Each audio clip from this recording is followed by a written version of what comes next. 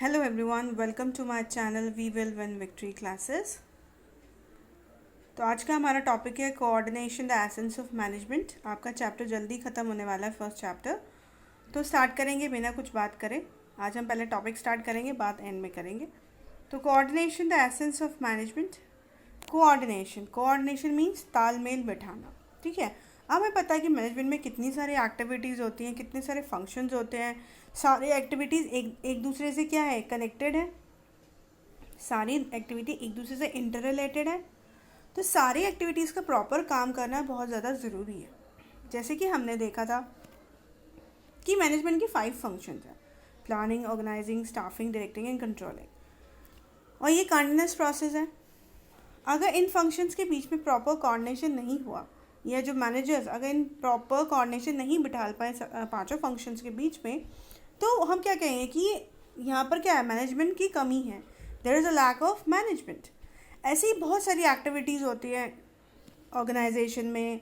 जैसे हमने कहा कि डिफरेंट डिपार्टमेंट्स होते हैं। फाइनेंस डिपार्टमेंट है, सेल्स डिपार्टमेंट है, प्रोडक्शन डिपार्टमेंट है, स्टोर डिपार्टमेंट है और मार्केटिंग डिपार्टमेंट है। सो देयर अकाउंट डिपार्टमेंट है। There are different kind of department, अलग अलग डिपार्टमेंट्स होते हैं।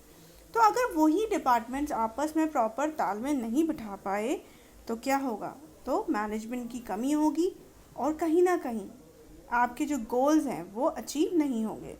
तो इट इज़ वेरी इम्पॉर्टेंट कि एक्टिविटीज़ के बीच में प्रॉपर तालमेल हो, प्रॉपर कोऑर्डिनेशन हो। इसीलिए मैनेजमेंट की सोल है, मैनेजमेंट की एसेंस है। Essence here means soul, means it is very essential. Management में कोऑर्डिनेशन बहुत ही ज़्यादा इसेंशियल है, मैनेजमेंट का सोल है। और अगर कोऑर्डिनेशन नहीं होगा तो मैनेजमेंट फ्लॉप है। मैनेजमेंट फ्लॉप माना जाएगा उस ऑर्गेनाइजेशन में अगर वहाँ की एक्टिविटीज़ के बीच में कोऑर्डिनेशन नहीं है। ओके, और बेहतर जानने के लिए चलिए बुक में से पढ़ते हैं। तो आप सब देखेंगे बुक्स में, अगर आपके पास बुक है और नहीं है तो आप भी डाउनलोड करिए इंटरनेट से। ठीक है, एनसीईआरटी साइट से ई बुक्स अवेलेबल है, आप वहाँ से डाउनलोड करके पढ़ें। तो चलिए करते हैं स्टार्ट। तो आप सब देखेंगे स्क्रीन पे। You have understood by now that a manager has to perform 5 interrelated functions in the process of managing an organization, which is a system made up of different interlinked and interdependent subsystems. A manager has to link these diverse groups towards achievement of the common goal, the process of which a manager synchronizes the activities of different departments is known as coordination. तो first of all definition अगर हम बात करें तो coordination की जो definition है वो क्या है, वो यहाँ से आप मार्क कर सकते हैं। The process is known as coordination. ठीक है, this can be your definition. और क्या बताया गया है कि यहाँ पर कि हमें अभी मैंने आपको बताया था कि 5 फंक्शंस हैं। So there are 5 functions of management और उनके बीच में प्रॉपर कोऑर्डिनेशन होना ज़रूरी है। ठीक है, और उन फंक्शंस के अंदर भी कितनी सारी एक्टिविटीज़ हैं। तो आप एक छोटा सा यहाँ पे हम एक डायग्राम बना सकते हैं कोऑर्डिनेशन को दिखाने के लिए। तो आप क्या करेंगे, सेंटर में कोऑर्डिनेशन लिखेंगे और आप 5 एरोज बनाएंगे। ठीक है, और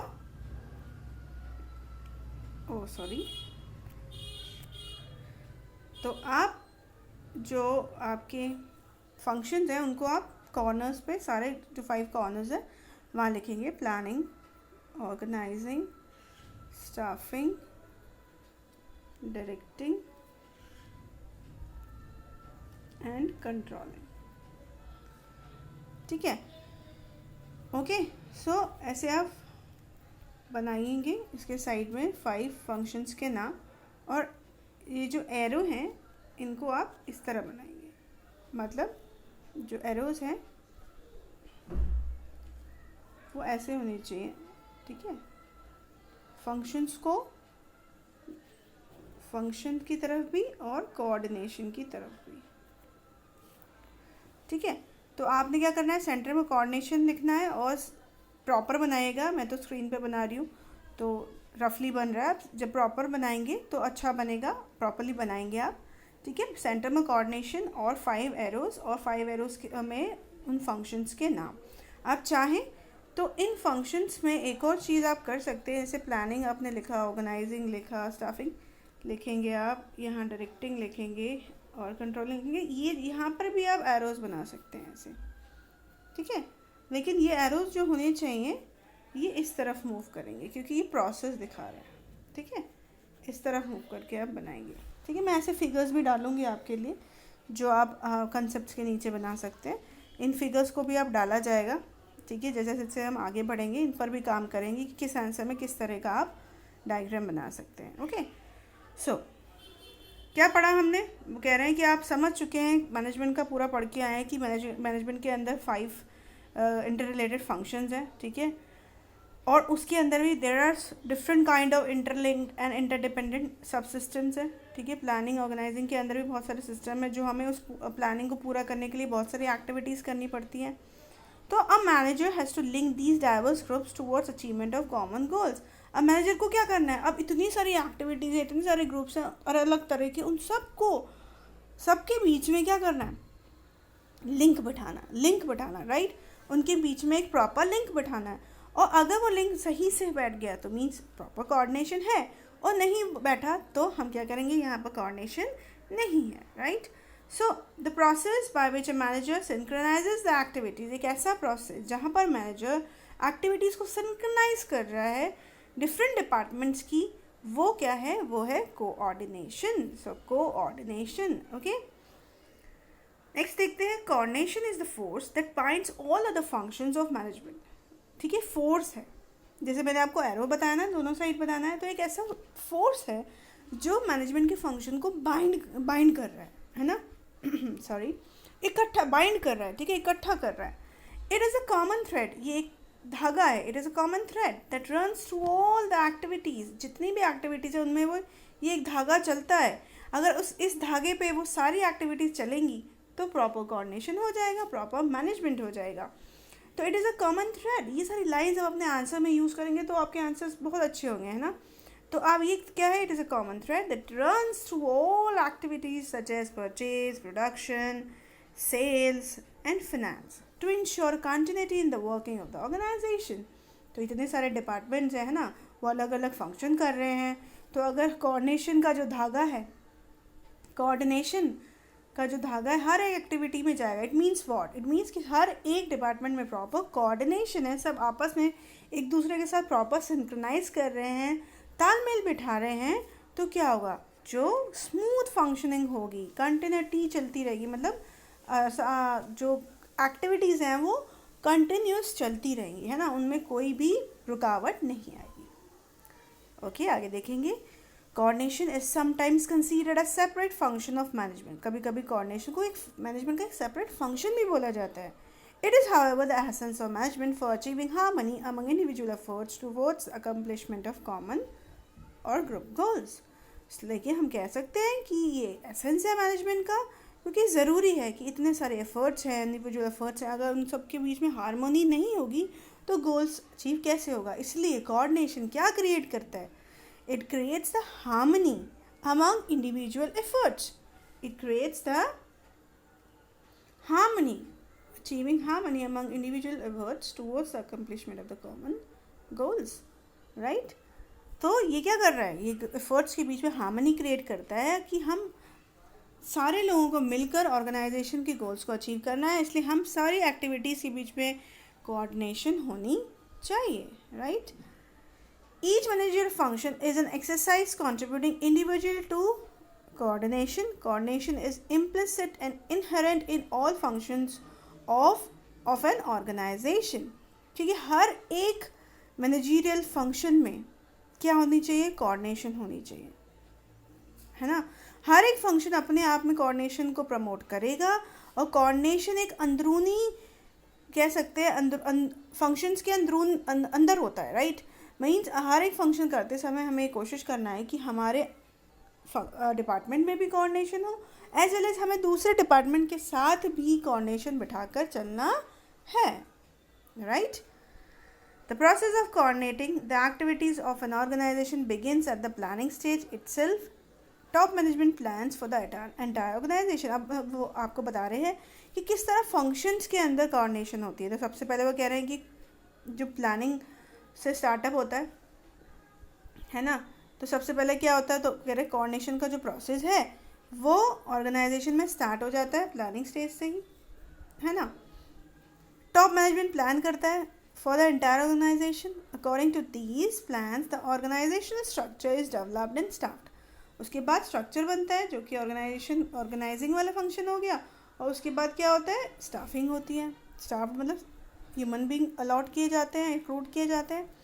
In order to ensure these plans are executed according to the plan, directing is required. फिर हम क्या करते हैं, डायरेक्टिंग करते हैं, है ना। Any discrepancies between actual and realized activities are then taken care at the stage of controlling. और finally हम ये देखते हैं कि एक्चुअल और रियलाइज में अगर कोई भी डिफरेंसेस हैं तो वो कहाँ उसको नज़र कौन रखता है, कंट्रोलिंग फंक्शन, कि अगर कोई भी डिफिशेंसी है तो उस पर काम करो और आगे प्लान्स में वो कमियां रिपीट ना हो।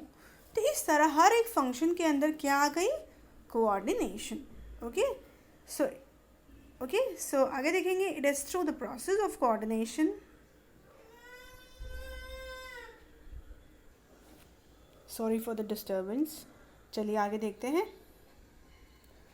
कहाँ तक देख लिया था हमने, हाँ यहाँ से देखेंगे अब। It is through the process of coordination that a manager ensures the orderly arrangement of individual and group efforts to ensure unity of action. It is through the process of coordination, वो कह रहे हैं coordination के process के through ही manager ये ensure करता है that orderly arrangement of individual and group efforts to ensure unity of action in the realization of common objective. तो this is also a very important line, ठीक है। ये भी बहुत ही इंपॉर्टेंट लाइन है क्योंकि यहाँ पर बताई गई है इम्पॉर्टेंस किसकी, कोऑर्डिनेशन की, कि कोऑर्डिनेशन के थ्रू ही ऑर्डरली अरेंजमेंट होते हैं, ग्रुप एफर्ट्स को एक साथ लाया जाता है, यूनिटी ऑफ एक्शन को प्रमोट किया जाता है कि सब ने मिलकर काम करना है और गोल्स को अचीव करना है। तो ये सारी लाइन जो मैं आपको बता रही हूँ इंपॉर्टेंट है, प्लीज़ इसको हाईलाइट कर लीजिएगा। Coordination therefore involves synchronisation of different actions of और efforts of the various units of an organisation. तो ये बार बार कोऑर्डिनेशन की इंपॉर्टेंस को दिखाया जा रहा है कि अब ये क्या करता है, ये क्या लेके आ रहा है, ये सिंक्रोनाइजेशन लेके आ रहा है। जो डिफरेंट एक्शन है, डिफरेंट एफर्ट्स हैं, अलग अलग यूनिट्स हैं, अलग अलग डिपार्टमेंट्स हैं, उन सब की एक्टिविटीज़ के बीच में क्या लेके आना है, हमें सिंक्रोनाइजेशन लेके आनी है ना। तो this is also a very important line, right. So this provide the requisite amount, quality, timing and sequence of efforts which ensures that planned objectives are achieved with a minimum of conflict.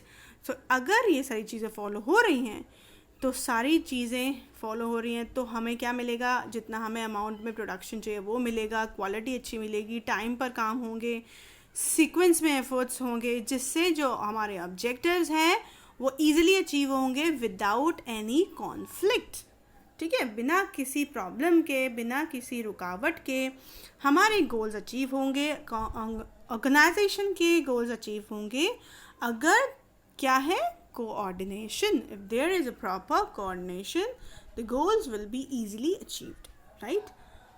So this is the concept of coordination. In the coming video हम क्या देखने वाले हैं, characteristics of coordination and finally हम देखेंगे importance of coordination.